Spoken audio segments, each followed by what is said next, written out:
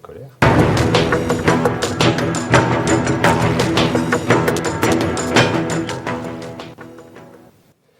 Élise, on a beaucoup évoqué l'idéologie du genre sur TV Liberté. On a eu de très nombreux invités. Mais notre invitée d'aujourd'hui, Marion Sigaud, vous êtes historienne et romancière. Bonsoir. Cet invité est important parce qu'il va nous permettre de savoir comment on en est arrivé là. Comment on en est arrivé en France à cette incroyable folie qui est l'idéologie du genre. Alors c'est exactement la question, parce que justement on a beaucoup parlé de l'actualité où l'idéologie du genre est maintenant très très présente. Et la grande question est comment est-on arrivé à cette espèce de glissement de la société qui a fait qu'on aboutissait dans une espèce de consensus général à la théorie du genre qui fait parler d'elle finalement depuis peu de temps. Depuis peu de temps, alors que le ver est dans le fruit, et je pense que le mal est en route depuis assez longtemps. Je suis né en 1950. Il y a une période de charnière de notre histoire qui s'appelle mai 68. J'avais 17 ans en l'occurrence. J'avais eu 18 ans dans la foulée. J'avais 17 ans en mai 68. Et je me souviens très précisément de ce que j'étais avant et de ce que je suis devenue après. Et ce que je suis devenue après, alors avant c'était une jeune fille plutôt bien dans sa peau, plutôt jolie, plutôt... Bon, j'avais certainement des problèmes psychologiques, mais qui n'en a pas. L'adolescence, c'est le temps d'en avoir. Une famille qui n'était pas simple et un père qui n'était pas simple non plus. Mais je me souviens très bien qu'à partir de mai 68, j'ai vécu un basculement moral, idéologique. Et j'ai l'impression d'être entré dans une espèce de tunnel d'angoisse, de mal-être et de malheur qui sont mon histoire, et que récemment j'ai compris comme ayant été la conséquence directe d'un basculement idéologique et moral qui a fait suite au rapport Kinsey. C'est-à-dire que mai 68 a représenté pour ma génération ce qu'on nous a appelé une libération, c'est-à-dire la libération sexuelle. En fait, ça n'a pas été une libération, ça a été une horrible aliénation.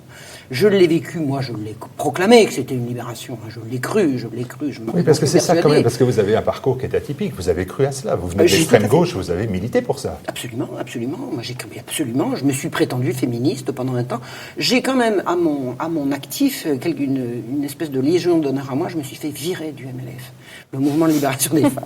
J'en connais pas beaucoup. Moi je me suis fait virer du MLF, et assez tôt. Bon, enfin, peu importe, j'y ai... Vous savez pourquoi j'ai adhéré au MLF? D'abord, on n'y adhérait pas, c'était pas une association à laquelle on adhérait, disons qu'on était un peu en route avec...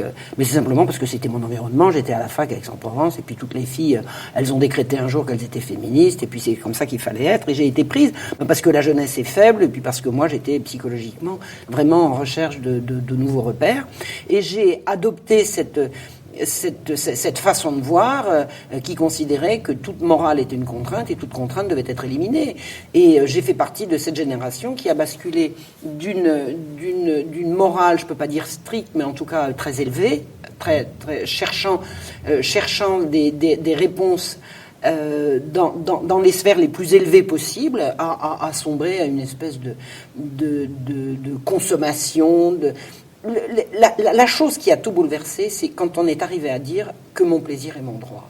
Et ça, mon plaisir n'est pas mon droit. En somme, ce que vous êtes en train de dire, c'est que la libération sexuelle n'a pas, et la libération de la femme... Ce qu'on a appelé la libération sexuelle. Tout à fait, n'ont pas été une vraie suite de libération, si ce n'est en fait un transfert des carcans qui sont devenus autres et beaucoup plus...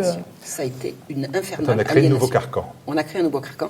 Je pense que la chose, avec le recul que j'ai vécu le plus douloureusement, ça a été le renoncement à ce que je désirais vraiment. Et ce que désire vraiment une jeune fille telle que j'étais, ce que désire toute femme, et ça j'en suis persuadé, c'est des relations d'amour et de sincérité qui sont totalement incompatibles avec ce qu'on a appelé la révolution sexuelle, c'est-à-dire une espèce de façon d'être qui consiste à voir la sexualité comme une activité de loisir et comme un objet de consommation. Et ça n'est pas ça dans la vie. Avant mai 68, la femme n'a pas sa place dans la société, c'est l'homme qui dirige tout. La femme n'est pas libérée, la sexualité avait des contraintes morales, c'est aussi ça quand même la réalité. Oui, des contraintes morales, oui, absolument. Mais la femme n'est pas libérée de quoi? Je suis désolé, la femme au boulot. Ma mère, j'estime qu'elle a prétendu un jour qu'elle n'était pas libérée. Moi, je trouve que ma mère, qui était une femme au foyer et qui dirigeait de main de maître sa maison et son foyer, elle était infiniment plus libérée que sa voisine qui passait ses journées caissière au supermarché à côté. Je suis désolée. Ma mère était infiniment plus libre que cette dame qui était notre voisine et que j'aimais bien, que nous aimions bien et que nous fréquentions. Je veux dire, on a appelé libération des carcans complètement Donc au final, aberrants. on a transposé les normes, tout simplement, avec des normes beaucoup plus... On a créé des nouvelles normes dans lesquelles le désir profond et la volonté de la femme ont été totalement abolis. Je vais vous donner un exemple. L'avortement, les femmes qui se font trouer le ventre par des faiseuses d'anges avec des aiguilles à tricoter, c'était vrai que c'était horrible, c'était affreux et tout. Bon, c'était ça. Ben c'était une réalité. Bon. On aurait pu regarder les choses en disant que peut-on faire pour aider ces femmes, ces jeunes filles, à ne pas avorter. Bon, je ne prétends pas que l'avortement soit quelque chose qui doit être interdit. Ce n'est pas ça que je dis, mais je dis simplement, sous prétexte de libérer les femmes de l'interdiction d'avorter, on a inventé une obligation d'avorter. Et là, je peux vous en parler. J'ai été en situation un jour de dire, je ne veux pas épouser cet homme-là, je suis enceinte de lui, je prends mes responsabilités. Le ciel m'est tombé sur la tête. L'obligation morale d'avorter m'a été enjointe de tous les côtés possibles. C'est-à-dire que l'avortement n'est pas un droit des femmes, c'est une obligation par laquelle la femme est sommée de ne pas déranger l'entourage, de ne pas déranger le patron, le père, l'environnement. L'avortement n'est pas un droit. Donc, ce que vous êtes en train de dire, c'est devenu une obligation. C'est que la femme comme mère, finalement, n'a plus vraiment sa place dans la société actuelle. Mais c'est pas comme mère, c'est comme personne. Comme mère, je laisse Farida le dire, elle le dit magnifiquement. Je dis la femme comme personne est sommée de se plier à une nouvelle norme, et ce qu'elle en pense, ce qu'elle en ressent et ce qu'elle veut vraiment n'est absolument pas prise en compte. La femme qui veut rester au foyer parce que là est sa place, si elle en a envie, si elle le désire et si elle le ressent comme ça, est considérée comme anormale. Alors vous faites revenir, vous faites remonter tout cela en fait à un rapport Kinsey, c'est-à-dire à la publication d'un ouvrage qui se vend à 750 000 exemplaires, qui passe pas donc, qui n'est pas anodin, et qui est un rapport, un contenu qui est moteur aussi de la révolution sexuelle. C'est-à-dire une étude scientifique. Oui. Du docteur Kinsey, qui va s'imposer. Oui. Pseudo-scientifique, pourquoi pseudo-scientifique ? Parce que c'était pas, il n'a pas fait une recherche scientifique, il a interviewé des gens et il a bidonné les rapports. D'abord, il n'y a pas de science, de l'interview pour des comportements sexuels. Il n'y a pas de vérité scientifique là-dessus. Il a fait un rapport biaisé. Sur ce rapport, vous pouvez juste nous rappeler exactement de quoi il s'agit ? De quoi il s'agit ? Dans les années 50. Aux États-Unis, un monsieur prétendument scientifique, en fait, il était spécialiste des papillons et pas de la sexualité humaine. Il a interviewé des centaines et des centaines de personnes sur leur comportement sexuel. Est-ce qu'on peut partir du principe que les gens vont être sincères dans les réponses ?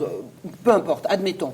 On a le rapport Kinsey est sorti en 2 fois dans les années 1950 et il est ressorti dans les années 1990 du même siècle pour dresser de la population américaine moyenne un portrait de ces pratiques sexuelles qui a traumatisé l'Amérique. C'est-à-dire que là où l'Amérique avait d'elle-même l'image de couples relativement stables, de jeunes filles sages, de couples fidèles, d'une hétérosexualité à la fois majoritaire et ne posant pas de problème.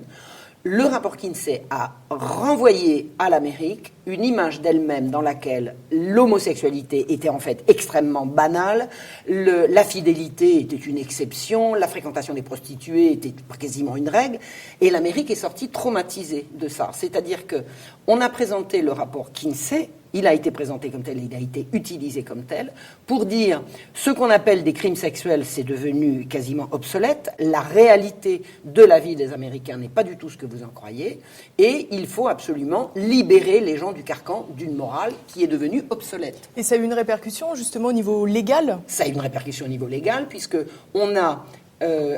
on doit cette étude à une juriste américaine qui s'appelle Judith Reisman, qui est une femme absolument d'exception, que je salue et vraiment, une femme absolument saluée, qui n'a d'ailleurs pas été traduite en France. Ses livres n'ont pas encore été traduits en français, je ne sais pas si ça va l'être. On doit à sa découverte de ces horreurs que la législation concernant les crimes sexuels a été révisée à la baisse drastiquement à l'issue du rapport Kinsey. Et ce qu'il faut savoir, et c'est là que nous allons en venir, et c'est ça qui est le plus grave, c'est que le rapport Kinsey s'est mêlé non seulement de dire que les hommes avaient des rapports homosexuels de façon banale et courante. 10% des hommes, hein, c'est ça. 10% des hommes. Il a simplement multiplié par 10 les chiffres, c'est-à-dire que les chiffres ont été faussés. Mais ça s'est faussé parce qu'il avait interrogé... Il est allé interroger des homosexuels dans des bars homosexuels et dans des bains homosexuels. Et il en a tiré une statistique. C'est-à-dire, bon, il n'a pas tiré la statistique uniquement de ça, mais il a mélangé des enquêtes qu'il a faites auprès d'homosexuels avec des hommes hétérosexuels. Il a mélangé les deux, il a sorti des chiffres qui sont donc faussés. Des recherches ont été faites à la suite du rapport Kinsey par d'autres gens qui ont raisonné de façon tout à fait différente. Et le chiffre est non pas 10%, mais 1%, ce qui n'est quand même pas la même chose. La suite, au niveau de l'homosexualité masculine, a été quand même la découverte de la gay pride, des mouvements de pseudo-libération des homosexuels, c'est-à-dire la banalisation de l'homosexualité. C'est quelque chose qu'on a imposé à la société. Ça n'est pas venu de la société, c'est une image qu'on a renvoyée à la société, et laquelle image a fini par, en banalisant les comportements, aller changer et à faire une véritable pression sur la population pour qu'elle change elle-même ses comportements. Parce que Kinsey, on lui a reproché, maintenant c'est avéré, on lui a reproché des problèmes d'échantillonnage, de témoignages, sur ce comportement personnel et ses motivations personnelles. Il y a beaucoup plus grave que ça. Sur le plan personnel, je crois que c'est un homme qui est quand on a retrouvé sur son cadavre, après avoir raconté qu'il avait été mort d'une crise cardiaque, on a retrouvé qu'il s'était mutilé les testicules. Voilà. Donc il est tout seul comme un grand. D'ailleurs, c'était un fou. C'était un maniaque. On peut penser, oui, effectivement. C'était un fou, je veux dire, on ne se fait pas des choses comme ça. Une personne normalement constituée préserve son intégrité. Enfin bon, je veux bien, à la rigueur, comprendre qu'on se suicide. Et si on revient à ce à quoi a abouti le rapport Je vais revenir aux données du rapport Kinsey, parce que c'est absolument essentiel pour comprendre ce qui est en train de se passer. Il a parlé de la sexualité des hommes en truquant les chiffres, il a parlé de la sexualité des femmes en truquant les chiffres, et il a parlé d'une sexualité des enfants, y compris des nouveau-nés, là, non pas en truquant les chiffres, mais en faisant torturer des enfants par des pédocriminels dont il était. C'est-à-dire qu'il a une influence sur une pseudo-acceptation à venir de l'existence d'une sexualité infantile, dont, en fait, tout a été biaisé. Il était pédophile, il était pédocriminel, il a observé des comportements d'enfants torturés dont il a inversé les résultats en disant, quand les enfants poussaient des hurlements, il disait, regardez, ils jouissent. Et on s'est servi de ces résultats criminels pour en arriver à ce qui se prépare, une banalisation et une acceptation de la sexualité d'adultes avec des enfants, c'est-à-dire la pédocriminalité. La pédophilie est un crime, l'activité pédocriminelle est le crime des crimes, et le rapport Kinsey a consisté à le banaliser et à le faire accepter. La théorie du genre n'est qu'un des multiples aspects de cette horreur en marche qui consiste à détruire l'humanité par la destruction de ses enfants. Alors, la réponse de l'Institut Kinsey, parce qu'aujourd'hui, après avoir dit non à ce que vous indiquez, ou ce que Judith Reisman a indiqué, ils ont fini par effectivement reconnaître beaucoup de dérives, mais l'Institut Kinsey, que ce soit aujourd'hui Bancroft ou le prédécesseur du président actuel de l'Institut, disent en gros que les études qui ont été faites ensuite ont abouti au même résultat que Kinsey, même s'ils reconnaissent que Kinsey avait... À force de banaliser les comportements et de les montrer comme modèle, on pousse des générations entières de jeunes à se conformer à ce modèle. Regardez la banalisation de la pornographie maintenant. N'importe quel petit enfant, même à l'école maternelle, peut voir de la pornographie à la télévision. Mais c'est un enfant sur deux en 6e qui a un film monstrueux. On donne à des enfants qui vont devenir des adultes des images de ce que doit être une sexualité qu'on leur présente comme normale, à laquelle ils vont finir par se conformer. Se conformer. Ça veut dire que, en fait, le rapport Kinsey a servi à corrompre notre civilisation, à corrompre notre monde. Et les politiques aujourd'hui qui s'appuient sur toutes ces données, sur cela, est-ce que vous considérez qu'ils sont aussi des criminels ? Mais bien sûr, tout le monde a les moyens de voir maintenant que le rapport Kinsey est un rapport criminel et mensonger et fallacieux. Tout le monde peut le faire. Comment peut-on continuer? Ça, c'est comme de dire que la théorie du genre n'existe pas. L'Institut Kinsey est l'Institut pour l'étude de la sexualité et du genre. C'est dans le titre. C'est dans le titre. Alors ça existe ou ça n'existe pas? Le rapport, l'Institut Kinsey vient d'obtenir une accréditation des Nations Unies. Une accréditation, ça veut dire qu'il va percevoir des fonds pour pouvoir continuer sa propagande. C'est une monstruosité. Je veux dire, on s'attaque aux enfants. S'attaquer aux enfants, c'est s'attaquer à l'humanité à venir. Et dans quelle mesure, selon vous, l'État, justement, participe à cette espèce de promotion, voire de propagande, si je comprends bien ce que vous dites, pour diffuser la théorie du genre et des normes... Je la regarde plus. Il suffit de regarder la télé. Regardez TV Liberté. Je ne demande pas mieux. Non, mais c'est partout, c'est dans les écoles. Vous savez, j'arrive du Québec. Je viens de passer quelques jours au Québec. On m'a raconté ce qui se passait dans les écoles au Québec. Les parents sont affolés. Vous savez, bon, je veux pas. Vous avez entendu parler de la fistinière? Bon, Expliquez. C'est extrêmement difficile. Je vais essayer. C'est pas que je sois bégueule, mais je suis pas bégueule, mais il y a des instances pour dire les choses. Bon, vous insistez, je vais essayer.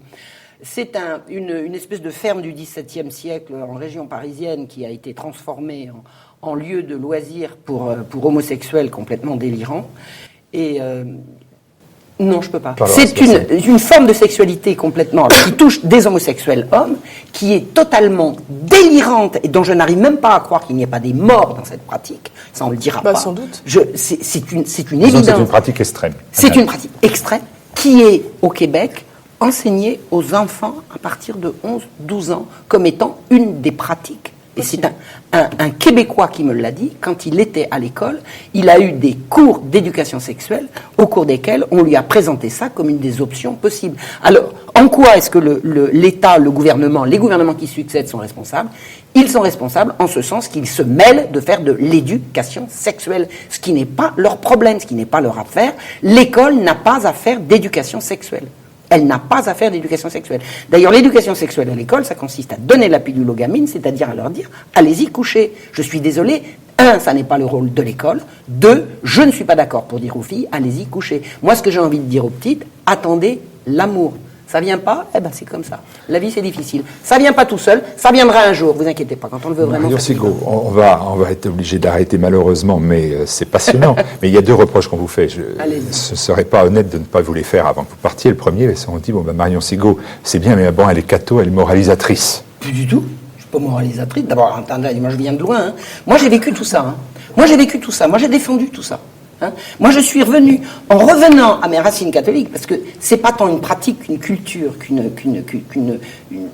d'abord, ça regarde personne, la pratique. C'est une pratique, c'est une recherche. Mais je reviens à mes racines catholiques parce que je les ai perdues, et je les ai perdues dans le malheur. J'étais beaucoup plus heureuse quand j'étais une jeune catholique, une jeune militante catholique, pratiquante, croyante et épanouie, que je ne le suis devenu quand toutes ces valeurs-là se sont effondrées. Moi, quand j'étais petite, les églises étaient pleines. Après mai 68, elles ont commencé à se vider. Maintenant, il y a une église sur je ne sais pas combien qui arrive à remplir. Moi, j'ai connu avant, et avant, c'était mieux. Je peux le dire, je l'ai vécu. Donc, je ne moralise pas, chacun fait comme il veut. Je dis, la moralité, je l'ai vécue. Et j'en ai souffert. Deuxième reproche. Allez-y. Mais alors, il est à l'opposé. Je vais faire court. Alors, elle défend trop le bon Dieu, elle est moralisatrice, mais d'un autre côté, elle défend trop le diable parce qu'elle est avec Soral et Égalité Réconciliation. Moi, je trouve pas que Soral, c'est le diable. Écoutez, moi, je sais pas. J'ai toute ma vie... C'est le reproche que vous faites, c'est pas le mien. Allez-y. Toute ma vie, malgré tous les avatars de mon existence, j'ai toujours recherché le bien. Toujours.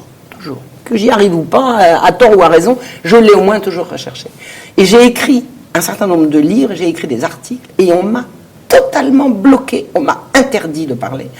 J'ai vraiment souffert d'une ostracisation et d'une censure insensée. Un jour, j'ai rencontré Alain Soral, avant de le rencontrer, je l'ai vu, et j'ai dit, ce gars-là, je suis sûr qu'il va me donner la parole, et je ne me suis pas trompée. Et il m'a donné la parole. Et alors, c'est ça le diable. Le diable, c'est celui qui laisse la liberté d'expression aux gens qui cherchent le bien. Ben écoutez, moi je ne crois pas. Je ne crois pas non plus que ce soit le bon Dieu. Du tout. Mais le bon Dieu, c'est pas égalité et réconciliation qu'on le cherche, ni qu'on le trouve. Et Alain Soral n'est pas le diable. Non, certainement pas. D'accord. Certainement pas. Merci beaucoup Marion Sigaud. Merci pour cet entretien qui fera date.